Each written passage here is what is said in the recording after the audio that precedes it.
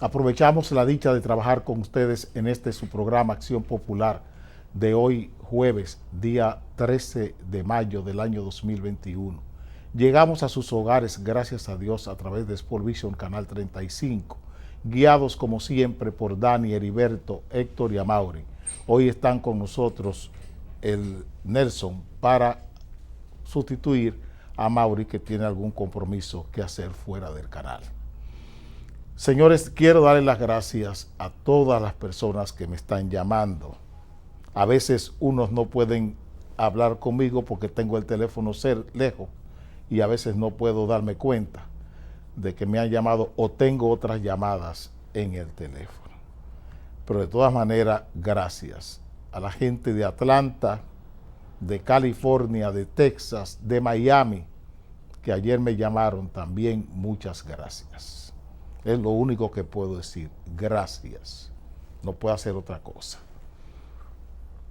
Cuando nosotros en todos estos días hemos estado enfocando el tema de la corrupción y decimos que si vamos a tratar el tema de la corrupción como un problema político o como un conflicto electoral, parece que eso mucha gente ha entendido nuestro punto de vista con mucha claridad.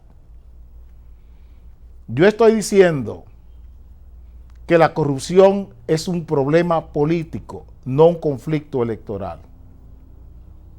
Y sigo insistiendo en eso.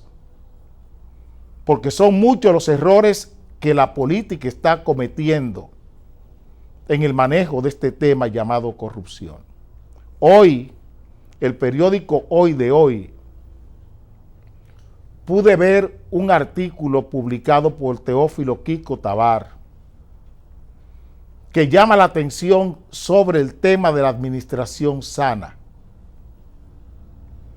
y sugiere con mucha sabiduría y con una práctica, un ejercicio de servidor público de años, o sea que tiene la autoridad para referirse a ese tema, el licenciado Kiko Tabar, y considera que es importante que las decisiones en la política no recaigan o que recaigan permanentemente en los políticos.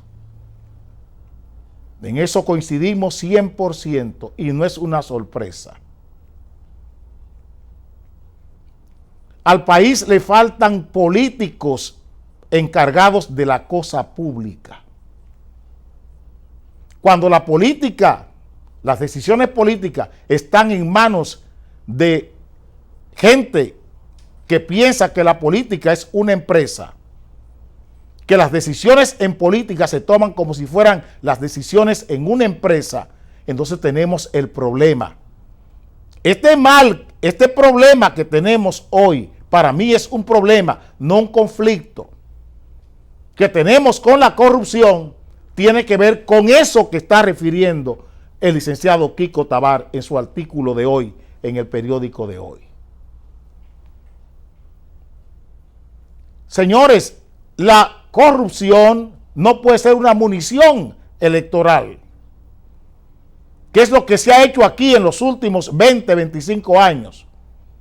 Usar la corrupción como munición electoral, no como un problema político a resolver. Ayer veía, y con eso quiero comenzar el programa de hoy, al licenciado Antonio Almonte pidiendo en un aviso que llama de interés, aquí está, ese que dice CDEE, Dani, a todos los suplidores y contratistas, conforme al decreto 342-20, mediante el cual se declaró de alto interés nacional la liquidación de la Corporación Dominicana de Empresas Eléctricas Estatales, solicitamos a los suplidores y contratistas de la CDEE y de WERS presentar ante la Dirección Administrativa y Financiera las facturas pendientes de pago debidamente documentadas a fin de ser evaluadas para según corresponda pagar. ¿Qué fue lo que dijo el presidente cuando habló de ese decreto? Que se auditarían las EDES, que se auditaría todo el conjunto del sistema eléctrico nacional, empresas de generación hidroeléctrica, empresas de transmisión eléctrica, la Corporación Dominicana de Empresas Eléctricas Estatales y todas las EDES. Están pidiendo facturas sin ninguna auditoría aún. Se habló de una auditoría para Punta Catalina. Eso se olvidó. Ya Punta Catalina no tiene problemas de corrupción. Punta Catalina para Antonio Almonte es lo mejor que se ha hecho aquí. Para Luis Abinader, Punta Catalina es lo mejor que se ha hecho aquí y no merece ninguna evaluación, ninguna auditoría. A Punta Catalina no hay que auditarla. Lo que tenemos es que seguir con lo que está ahí, porque no ha pasado nada en Punta Catalina. Aquí tenemos otra noticia, porque quiero fijar el concepto claro de la inteligencia en la corrupción. Acabamos de ver una sentencia de una juez que ha impuesto medida de coerción por 18 meses a corruptos, a gente que ha actuado de manera irregular en la cosa pública. Acabamos de ver eso. Pero estoy pidiendo dónde está la inteligencia delictiva, la inteligencia criminal, dónde está la inteligencia social, dónde está la inteligencia moral, la inteligencia ética que hemos sacado de ese hecho. Cuando era niño hablábamos de la moraleja. Hoy el político habla de la inteligencia.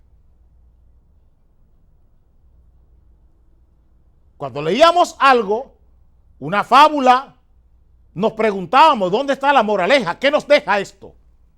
Hoy estamos hablando de esto, de la inteligencia, que es lo que cambia la conducta. Lo que cambia la conducta es la inteligencia, porque es dialógica, es a partir del lenguaje. Entonces hoy estamos pidiendo la moraleja, si se quiere, para que se entienda que es la inteligencia delictiva, la inteligencia criminal, la inteligencia ética, la inteligencia social, la inteligencia moral, que la gente sienta vergüenza y culpabilidad por lo que hace.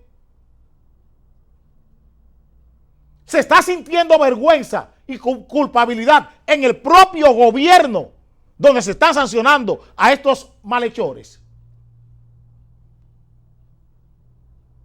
Se está sintiendo vergüenza, se está sintiendo culpabilidad cuando se actúa. Lo que Kiko dice, que los políticos sean los que tomen las decisiones en el Estado, no los empresarios, no gente con otros intereses en los cargos públicos. Ayer, el presidente de la República emitió un decreto. Emitió un decreto el presidente de la República. Satisfacía una demanda de este programa con la doctora Ibelice Acosta. Emitió el decreto 279-21 con 2 artículos. En el artículo 2 sustituye a Ibelice Acosta, que es su facultad, por otro médico como viceministra de Salud Pública.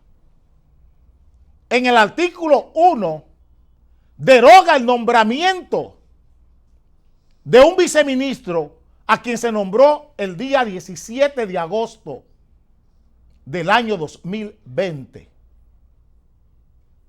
Ese viceministro responde al nombre de Claudio Alberto Brito Gómez.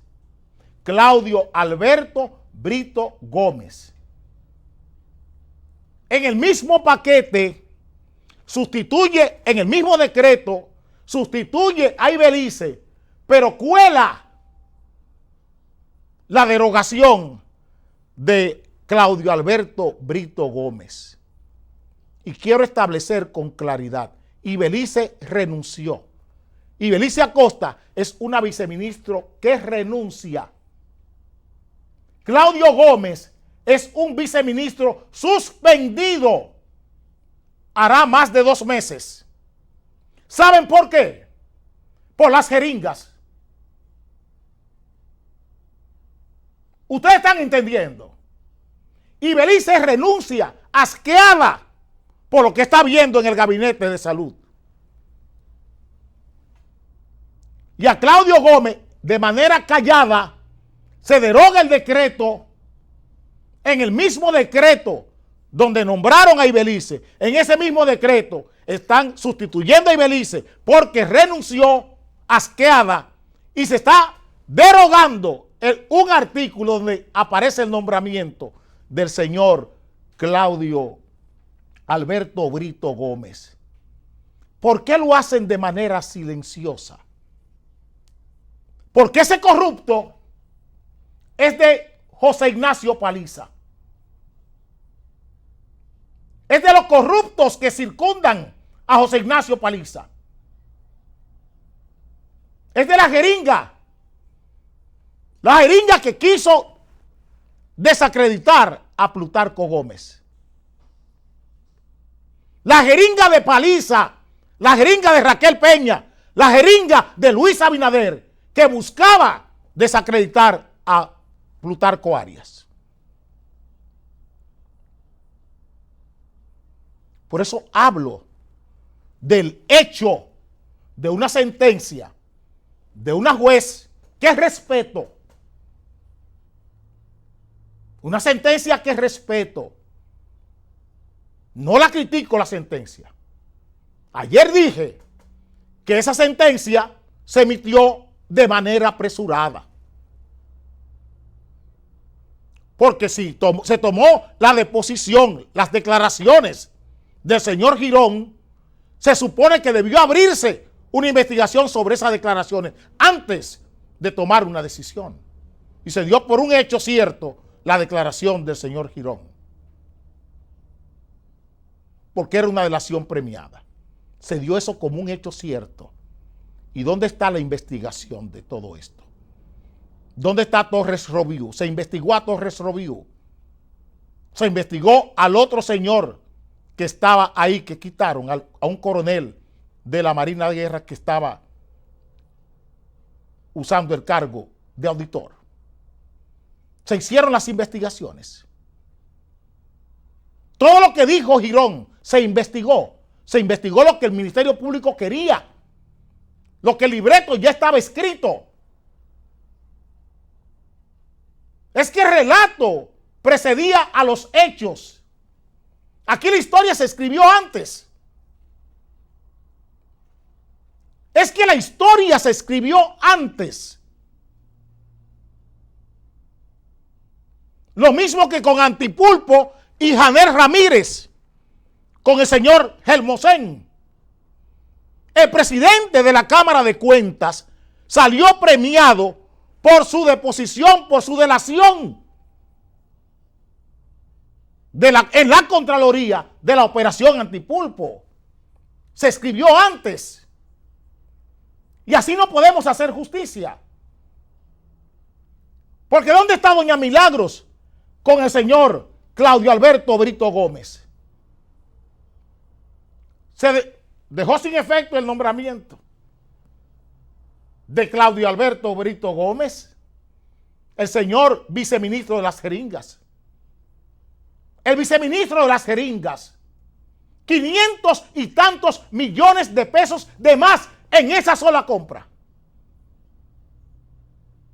Y se termina el hecho con una derogación, con un decreto que deroga su nombramiento, después de estar suspendido por más de 2 meses. Después de estar suspendido por más de 2 meses. Ayer hacía alardes el señor ministro de Energía y Minas, con 61 empresas licitando en la construcción de 2 generadoras en Manzanillo. Ustedes saben que en ese lugar hay 5 concesiones. 5 concesiones donde hay concesiones de esas con más de 6 años, con más de 7 años instaladas ahí, con proyectos de construcción de plantas eléctricas en Manzanillo. 5 o 6 empresas ya tienen las concesiones para construir esas plantas ahí en Manzanillo. Y el ministro de Energía y Minas les está hablando a ustedes como que ahí no hay nada, como que ahí no hay ningún conflicto. Pero peor aún, ayer les decía, o antes de ayer, que ahí estaba el señor Arturo Santana. Pero también ahí está, ¿ustedes saben quién? Luis Álvarez Renta.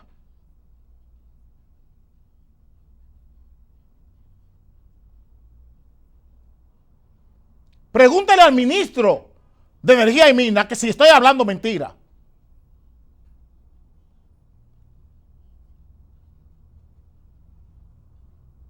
Pregúntale a Antonio Almonte si estoy hablando mentira.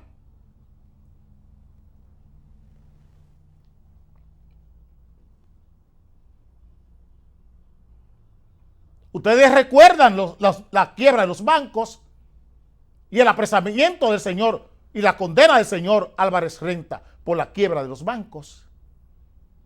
Pues el señor de la quiebra de los bancos está licitando, representando empresas con concesiones en Manzanillo.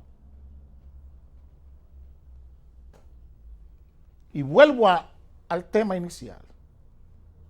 ¿Dónde está la inteligencia delictiva, la inteligencia criminal, la inteligencia ética, la inteligencia moral, la inteligencia social que estamos creando con el tema de la corrupción? Punta Catalina era un problema electoral, no un problema político que tenía este país. Para Canario y para el señor Almonte no pasó nada. Para Luis Abinader no pasó nada en Punta Catalina. Es que ahí está su socio, Manuel Estrella. Y así se puede creer en la lucha contra la corrupción. ¿Dónde está Jenny Berenice Reynoso? ¿Dónde está el señor Wilson Camacho? ¿Dónde está la Contraloría General de la República? ¿Dónde está la Cámara de Cuentas? ¿Dónde está la auditoría de Odebrecht? Las auditorías de Odebrecht. ¿Dónde están los votos disidentes de Margarita Melenciano Corporán sobre las 10 obras de Odebrecht? ¿Dónde están? Estoy preguntando. ¿Dónde está la auditoría de Punta Catalina? Estamos hablando de 4,000 y tantos millones de dólares, más 500, alrededor de 500 millones de dólares que se han gastado para reparar daños a Punta Catalina. En este gobierno, ¿se ha hecho alguna licitación? ¿Se conocen quiénes son las empresas que han hecho las reparaciones en Punta Catalina? Antonio Almonte, Abinader, Serafín Canario. ¿O es que acaso ese dinero es de ustedes? ¿Es que acaso ese dinero es de ustedes? ¿O no es de este pueblo? Ustedes quieren hablar de corrupción. Vamos a hablar políticamente de corrupción, no electoralmente. Ustedes hablaron, ustedes y un grupo de periodistas en este país montaron asambleas para marchar por la corrupción. Hoy están en el palacio con la vicepresidenta. Con la vicepresidenta que ha prohijado un engranaje corrupto en el gabinete de salud. Y no aparece Marcha Verde. No aparecen los periodistas comprometidos con la lucha anticorrupción, no aparecen. No aparecen. La corrupción para mí es un problema político, no un conflicto electoral. La corrupción para mí es un problema político y tiene que ver con la función política en la administración del Estado. Mientras este país sean los empresarios los que tomen las decisiones políticas, como muy bien apunta Kiko Tabar en su artículo, seguiremos teniendo un Estado corrupto. Y seguiremos teniendo un ministerio público al servicio de la corrupción selectiva. Selectiva. La que quiera el que esté de turno para sus fines electorales. Única y exclusivamente. No como rémora social, como rémora económica, como rémora moral, ni como rémora ética, ni como rémora delictiva, ni como rémora criminal. No le importa a Luis Abinader la criminalidad que implica la corrupción, porque él está en la zarza. Él está en la zarza. Estoy hablando zarza con Z y con R. Él está en la enredadera. Él está en la zarza. Igual que la vicepresidenta, igual que el Ministerio Público. Un Ministerio Público corrupto es que está luchando contra la corrupción. Vengo ahora.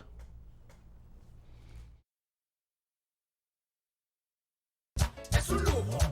La comida, otro lujo. Los impuestos dan lujo. El vamos para adelante, un embrujo.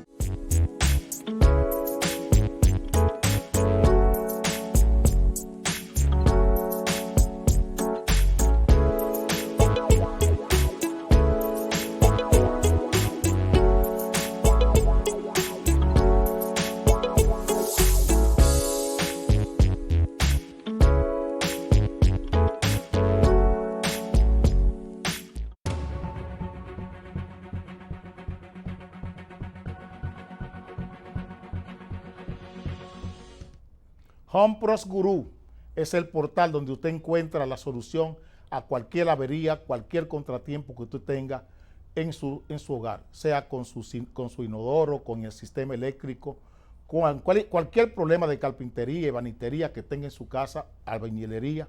Necesita un electricista, un pintor, abra el portal HomePros Guru y ahí encontrará personas idóneas para resolver el problema que usted tenga en su vivienda, en su hogar o en su casa.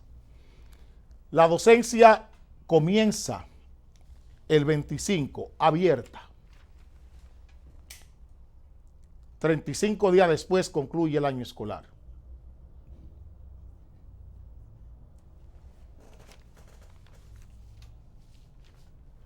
Yo no voy a entrar en detalles ni pedagógicos ni didácticos.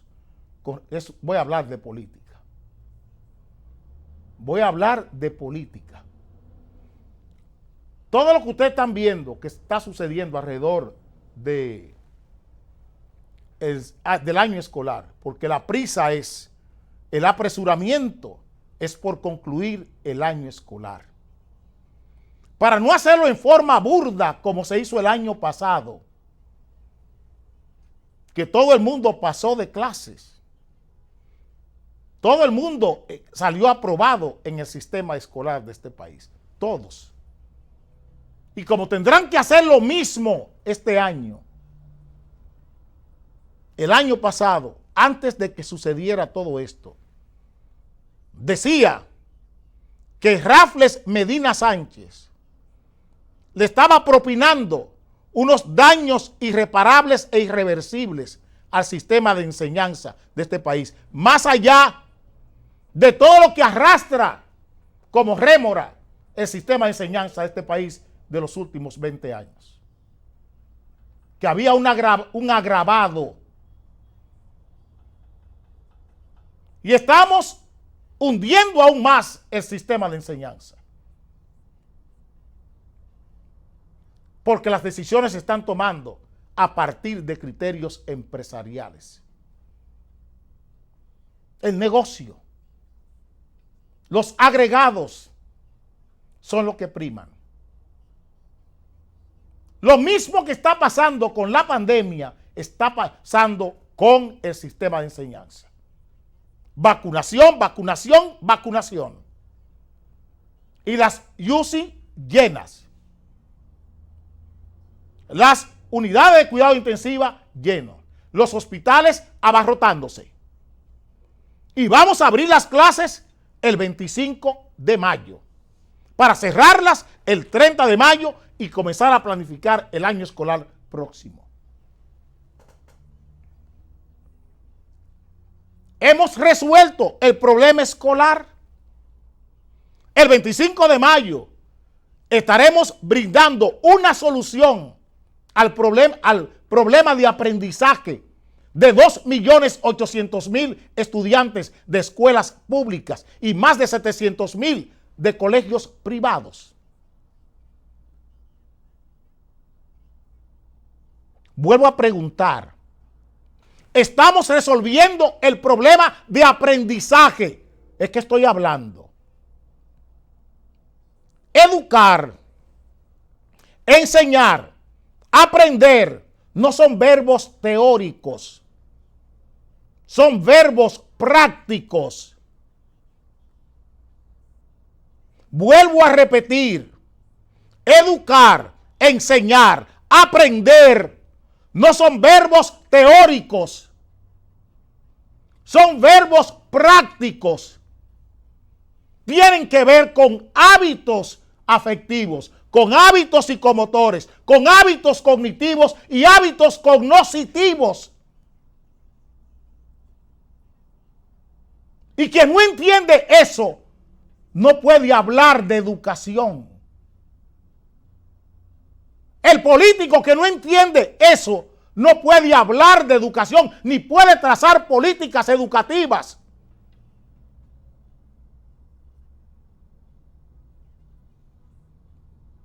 La educación se produce en 3 canales. Educar, aprender, enseñar. Se produce en 3 canales. Un canal formal, que es la escuela. Un canal informal, que es el ambiente, la sociedad. Y el canal no formal, que es el de la familia y la gente que tiene cercana, el vecindario. Y pregunto, ¿cuál es el ambiente que hay en estos 3 canales?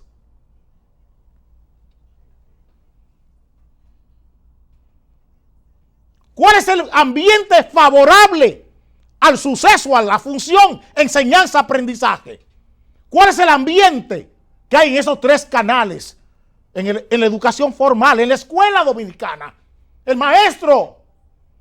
¿Cuál es el ambiente que tiene el maestro y la disposición espiritual que tiene el maestro para enseñar en esta situación? El padre, el propio alumno, que es el protagonista de la enseñanza. ¿Dónde están los aprestos? El apresto es el acoplamiento que debe haber entre el maestro y el alumno. Entre el padre y el maestro. Entre el padre y el alumno. Para que vaya contento, para que vaya entusiasmado al aula de clase. ¿Dónde está eso? ¿Dónde está eso? Esa labor. ¿Ustedes creen que cantando el himno nacional completo con el presidente y el señor ministro de Educación, eso es apresto? ¿Ustedes creen que eso es apresto? Es el alma humana. Es el alma humana. El destino, repito, de la educación, de educar, de aprender, de enseñar, es crear inteligencia Y esa inteligencia está sobre la base del lenguaje. Y los instrumentos de ese lenguaje están en la educación formal, están en la educación no formal, en la casa. Hábitos afectivos, hábitos cognitivos, hábitos psicomotores o hábitos operativos. ¿Dónde están esos hábitos? Más allá de la pandemia, ¿dónde están esos hábitos? ¿Dónde lo encontramos? Muéstrenmelos. Por favor. Muéstrenme esos hábitos en la educación no formal. O sea, en la familia, en el vecindario. Muéstrenme esos hábitos en la educación informal, que son los medios de comunicación. ¿Qué suena en la radio? ¿Qué se ve en la televisión? ¿Qué es lo que suena en el oído? ¿Qué ven los niños en la televisión? ¿Qué oyen? ¿Qué están oyendo? Están oyendo un ambiente escolar. O ruido, temor, miedo, pánico. ¿Dónde está el alma del alumno? ¿Dónde lo tienen ustedes? ¿Dónde está esa sensibilidad? Sabemos que ustedes han dilapidado más de 100,000 millones de pesos en este invento para robar. Lo sabemos. Pero tampoco quieran ahondar los daños que ustedes han hecho sobre la educación de este país. Esto no va contra nadie. Yo llevo 8 años diciendo esto mismo, desde que comenzaron a hablar del 4% en este país. Porque político que soy, pero primero fui maestro de campo, malo, maestro tosco, maestro bruto. Eso fui yo. Y la política me ha refinado algo para que yo entienda toda la maldad que hice como maestro, todo el daño que hice como maestro. Y por eso no quiero que se vuelva a repetir. Este país necesita políticos serios, políticos honestos, políticos que entiendan que lo único que tienen los pueblos es su educación.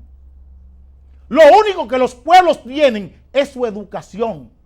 La mejor inversión que puede hacer un pueblo es en su educación. Pregunten en Israel por qué esa sociedad es así. Pregunten en Finlandia.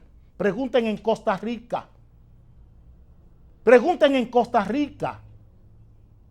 ¿Por qué Israel, un pueblo pequeño, es uno de los pueblos que se disputa la producción de patentes en la bolsa de valores?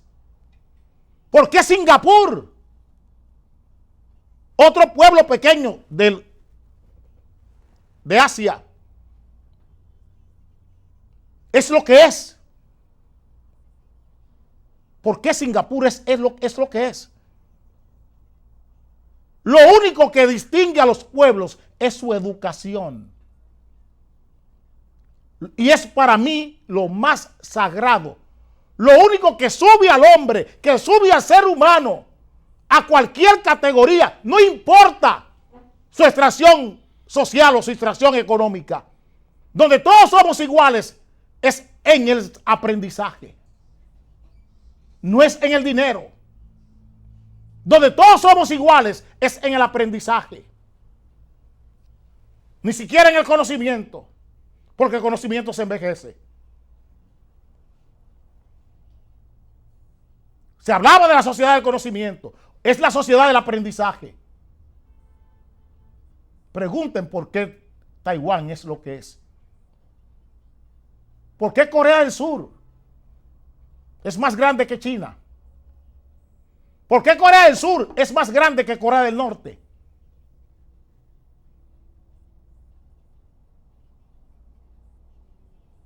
Y China tiene 1.400 millones de habitantes.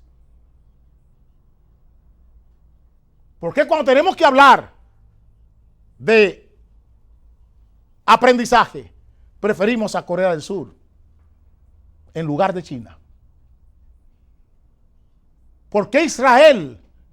¿Por qué Israel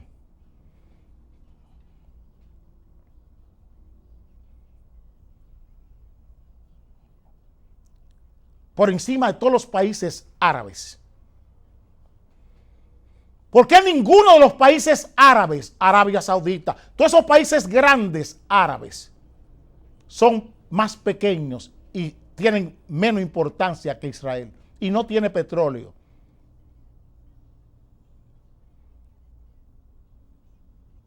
¿Por qué Gatorade? 2.500 millones de dólares la patente de Gatorade. La píldora para hacer la sonografía, esa que ustedes se toman cuando tienen que hacerse una sonografía, eso es diseño israelí, diseño judío. Esa patenta, 5.000 millones de dólares. Esa patente. Aprendizaje. Aprendizaje se llama eso. ¿Por qué las plataformas petroleras en el mundo tienen una marca? Singapur.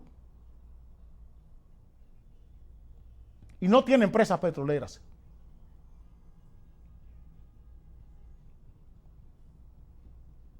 ¿Por qué las plataformas petroleras del mundo tienen una marca? Empresas de Singapur. Y no tienen una petrolera. Eso que estoy defendiendo. Educación. Vengo ahora.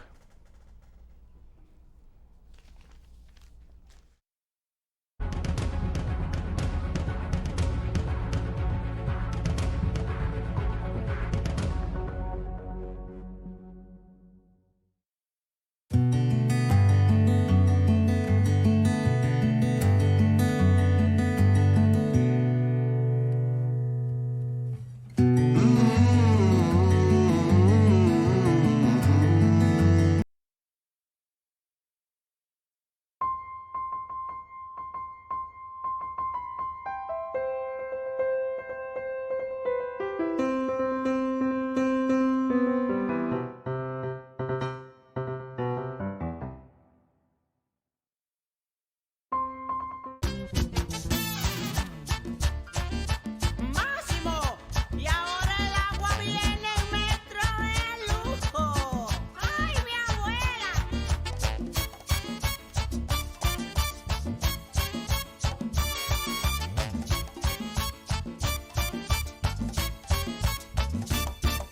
El gas es un lujo. La comida, otro. Decía el periódico El Caribe de ayer que Abinader sería el tercer presidente que usa impuestos diferidos.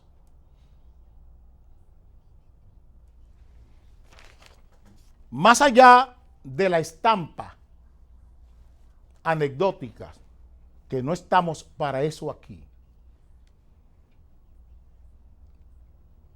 quiero decirle a ustedes que no hay por qué entretenerse que quién es primero, quién es tercero o quién es segundo. Lo importante es saber para qué se colocan impuestos en un país. Si los impuestos son progresivos o regresivos, ese es el debate político. Si los impuestos sirven para impulsar la economía, para repartir riquezas a los 10 millones de habitantes de este país, o sirven para quitarles riqueza a los 10 millones de habitantes de este país. Esa es la discusión que deberíamos tener hoy en la República Dominicana. ¿Serán progresivos si sirven para que 10 millones de dominicanos vivan mejor? ¿O si son para que 10 millones de dominicanos vivan peor? Por eso ayer le hacía la llamada al presidente de la República. A mí no me importa si Luis Abinader es el tercero, si Jorge Blanco fue el primero o si Danilo Medina fue el segundo. Eso no me importa. Yo lo que soy es un político, no estoy por hacer historias. Lo que tenemos que discutir es si la sociedad progresa o si la sociedad retrocede con una reforma fiscal. Que si hay progreso en la reforma fiscal o hay regresionismo en la reforma fiscal. ¿Qué es lo que hemos tenido hasta hoy? Un sistema fiscal que no funciona. Es lo que hemos tenido hasta hoy. Un sistema fiscal que no funciona. Que le quita riquezas a 10 millones de dominicanos para dársela a 15 o 20 familias poderosas de este país. Yo no estoy en contra de nadie. Yo estoy a favor de 10 millones de dominicanos. Sí, luchando en favor de 10 millones de dominicanos, tengo que chocar con 40,000, lo voy a hacer. Tengo que chocar con 15, lo voy a hacer. Es bueno que se entienda. Este país no puede seguir aplicando impuestos para que 14 o 15 vivos se queden con todo el esfuerzo de 10 millones de dominicanos, como ha pasado hasta hoy. Como ha pasado hasta hoy. Estamos pagando impuestos en este país para garantizarle ganancias a gente que nadie eligió. En junio, en mayo del año pasado, les preguntaba, ustedes van a votar, pero no saben por quién va a gobernar. El problema no es quién gane las elecciones, es quién gobernará este país. ¿Quién es que gobierna? Este país tiene 20 años con 5 procesos electorales eligiendo presidentes que no gobiernan. Ese es el grave problema que tenemos hoy. Esto que ustedes ven aquí no es ahora, no es un accidente, no es una casualidad, es una causalidad.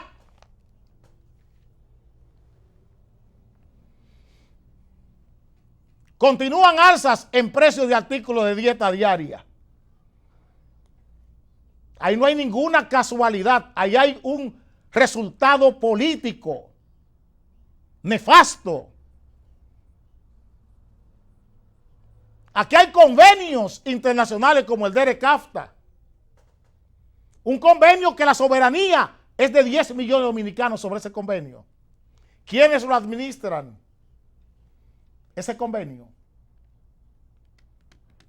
¿Políticos o empresarios? El convenio de libre comercio con Centroamérica y los Estados Unidos. ¿Quién gobierna ese convenio? ¿Lo gobierna el Estado Dominicano o lo gobiernan empresarios? Ese es el debate real que este país merece. Cuando Acción Popular habla de la visión del gobernante frente al Estado, es de eso que está hablando. Cuando habla de la misión del gobernante, porque no es el problema de tener un presidente. ¿Qué visión de Estado tiene ese gobernante, ese presidente?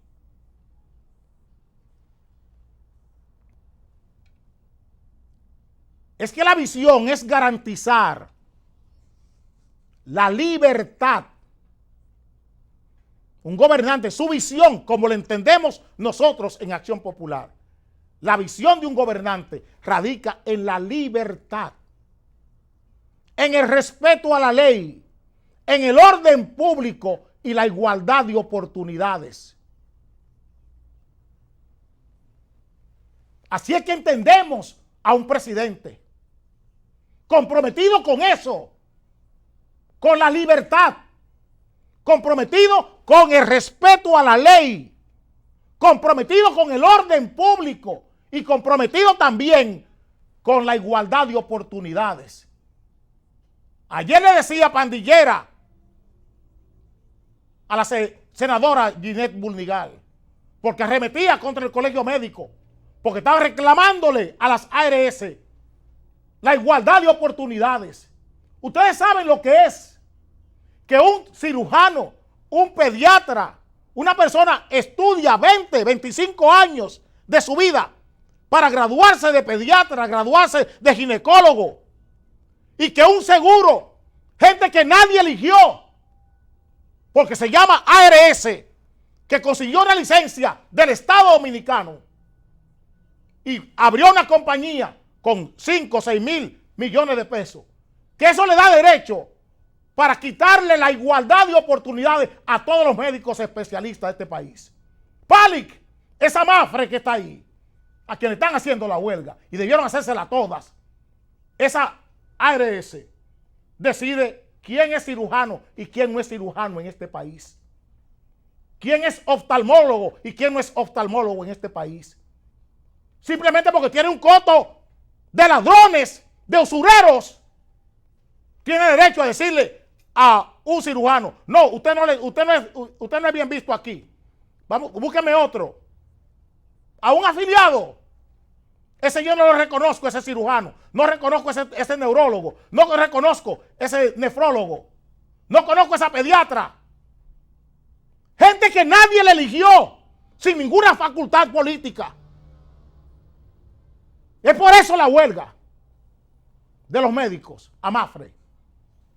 Porque un cirujano no puede licitar, no puede ir a buscar el servicio para un afiliado de Mafre si ellos no la autorizan. Ellos son una facultad. Ellos son una Cámara del Estado. Ellos son el Senado. Son la Cámara de Diputados. Son el Ministerio de Salud Pública. Eso es Mafre. Esas son las ARS. ¿Quién las eligió para eso? ¿Dónde está la igualdad de oportunidades?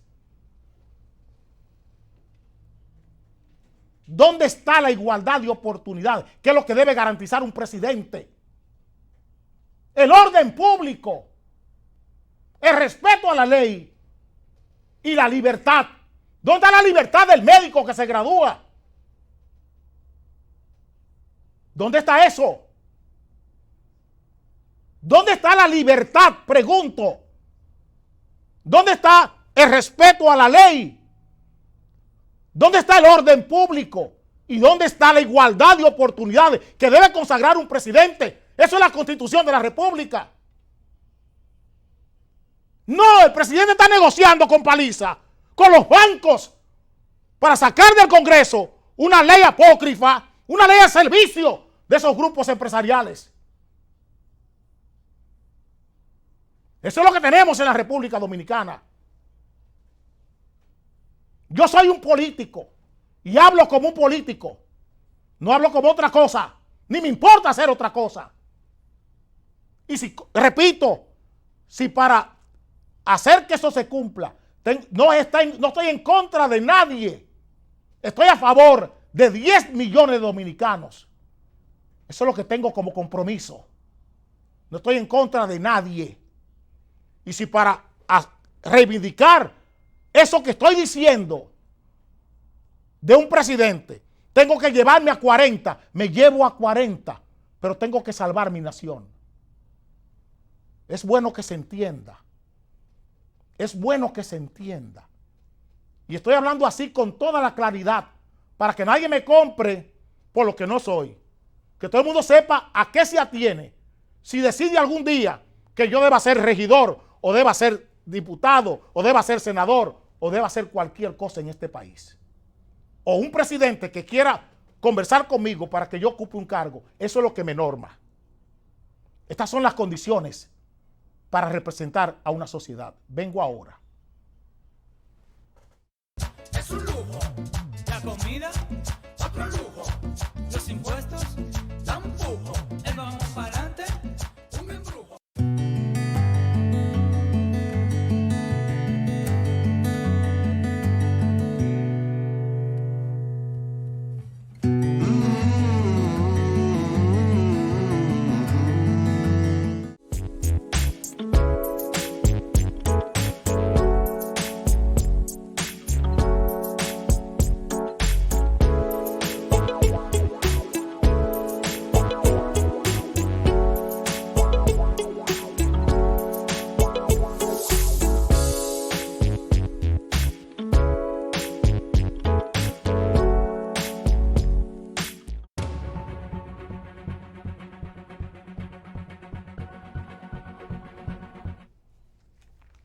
El periódico El Caribe traía este titular.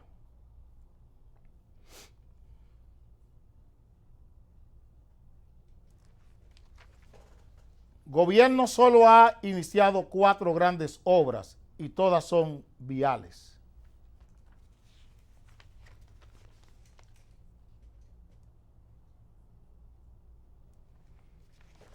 Gobierno inicia 4 grandes obras viales y va a paso de tortuga en otras áreas. Los proyectos bajo la modalidad de alianza público-privada son los que lucen más lentos, igual que los de energía anunciados el 27 de febrero. ¿Cuál es la realidad de todo esto? Lo que traté en el tema anterior. Los recursos del Estado tienen que servir para 10 millones de dominicanos. Hemos tomado prestado 6.600 millones de dólares en 9 meses.